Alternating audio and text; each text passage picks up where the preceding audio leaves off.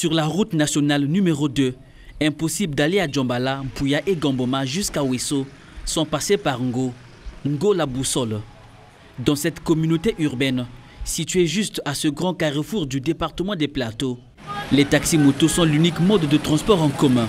Mode de transport dont l'autorisation d'exercer ici n'est désormais accordée qu'aux conducteurs et propriétaires de taxis-motos, à qui un numéro d'identification est attribué par la mairie, suivant l'ordre d'enregistrement. Le port du casque de protection étant déjà obligatoire.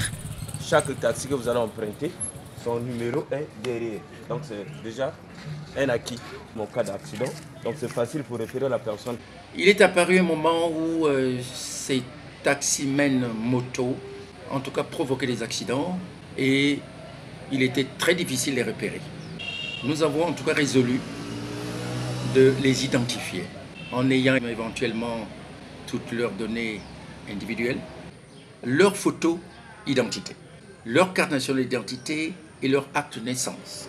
Pour le propriétaire de la moto, la pièce qui permet en tout cas de justifier la propriété, ce fichier est déposé au niveau des services de l'ordre, notamment la police, la gendarmerie et la CID.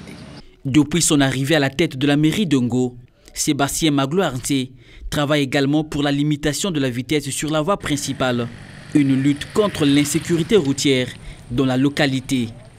À Ngo, il manque les panneaux de limitation de vitesse. Nous avons été obligés de poser les dodans. Depuis cette opération, il n'y a plus d'accidents à Ngo.